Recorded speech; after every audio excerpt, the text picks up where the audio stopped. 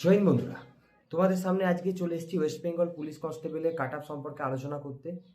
এর সাথে সাথে আজকে আলোচনা হবে, তোমরা অনেকেই আমাকে মেসেজ করছো, দাদা কেসের ব্যাপারটা একটু বলো, কেসের ব্যাপারটা বলো। এর সাথে সাথে কবে রেজাল্ট দেবে, ঠিক আছে। কাট আপ নিয়ে কথা বলতে বলেছিল সিভিক ভাইরা, আমাকে বলেছিল দাদা সিভিকদের নিয়ে কিছু বলো। তো আমি বলে দিচ্ছি, আজকে যতটা পারবো আলোচনা করবো এই ভিডিওর মধ্যে দিয়ে। আর আমি আজকে পুরো 99.9% কাট আপটা কাছাকাছি নিয়ে যাওয়ার চেষ্টা করবো। আমি অ্যানালিসিস করে যে কাট আপটা বার করেছি, চলো আজকে আমি তোমাদের সামনে শেয়ার করি। এবং তার সঙ্গে প্রথমে বলে রাখি যে কেসের ব্যাপারটা, কেস প্রথমে সিঙ্গেল বেঞ্চ থেকে ডিভিশন বেঞ্চে গেছিলো, আবার সেটা পরে সিঙ্গেল বেঞ্চে ফিরে আসে।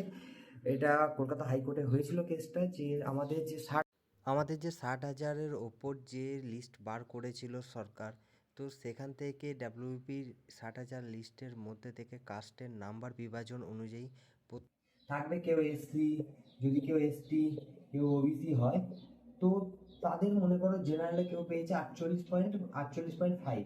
তো এই 48.5 পেয়েছে, সেটা তো আমরা জানতে পারছি জেনারেলে 48.5 থেকে শুরু হয়েছে। কিন্তু কার কত স্কোর, কার 51 আছে, কার 52 আছে, কার 53 আছে, এই স্কোরগুলো তো আমরা জানতে পারিনি। তো এই স্কোর জানার জন্য প্রথমে যে কেস করা হয়েছিল, যে কার কোন কাস্টে আছে এবং তার নাম্বার কীরকম পজিশনে আছে, সেটা জানার জন্যই হয়েছিল। যে এক্সামটা হয়েছিল 2024 সালে এক্সাম ছিল এই এক্সামটা।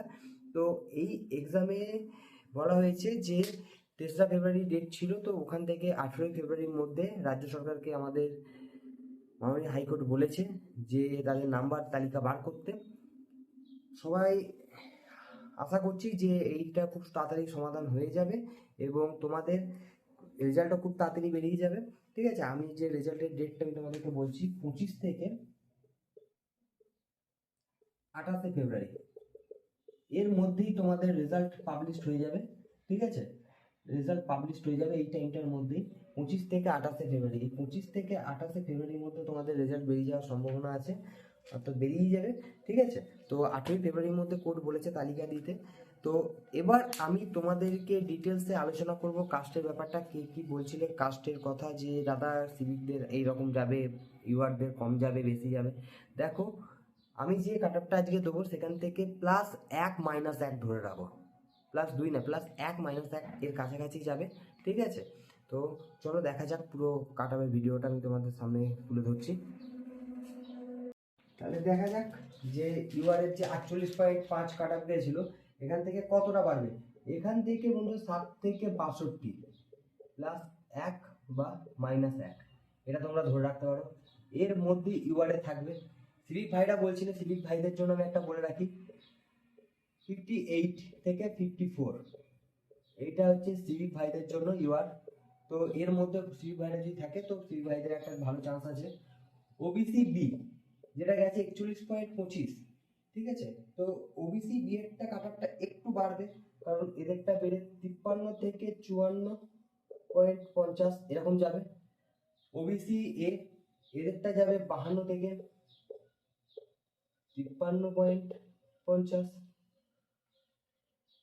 আর এসসিদের গেছিল 39.25, যেটা বেড়ে 51 থেকে 52-র মধ্যে থাকতে পারে, +-1 ধরে রাখো। এসটি 44 থেকে 45, আর ইডাব্লিউএস 37 থেকে 38। এই পুরোটাই ইন্টারভিউকে যোগ করে, পুরোটাই ইন্টারভিউ অ্যাড করে, এই পুরোটাই ইন্টারভিউ অ্যাড করে যে ফাইনাল কাট আপ হবে, সেই ফাইনাল কাট আপে তোমাদের ফাইনাল যে কাট আপ যাবে, তো ফাইনাল কাট আপের একদম কাছাকাছি এই নাম্বার যারা থাকছো, তারা সেফ জোনে থাকছো, তোমাদের রিস্ক নেওয়ার চাপ নেওয়ার কোনো দরকার নেই, ঠিক আছে। তোমাদের প্রত্যেকের সিলেকশন হয়ে যাবে। তো দেখে নাও তোমাদের কাট আপটা, ঠিক আছে। এর থেকে যদি কেউ 1-2 কমে থাকছো, তো ভয় পাওয়ার কিছু নেই, কাট আপ কমে যেতেও পারে। তো বেশি কমলে 1-2 কমে যাবে, ঠিক আছে, বা 1-2 বাড়বে, এর বেশি যাবে না, ঠিক আছে। তোমাদের যদি কোনো প্রবলেম থাকে তোমরা আমাকে কমেন্ট করো, আমি চেষ্টা করবো কমেন্টে তোমাদের রিপ্লাই দেওয়ার। আর পরের দিন আমি এটা মেল কাট আপ নিয়ে এসেছি, পরের দিন আমি তোমাদেরকে ফিমেল কাট আপটা অবশ্যই দেবো, ঠিক আছে। তো তোমরা দেখে নাও তোমাদের কাট আপ, ঠিক আছে। আমার চ্যানেলকে সাবস্ক্রাইব এবং তোমরা পাশে থাকো, লাইক করো, কমেন্ট করো, ঠিক আছে।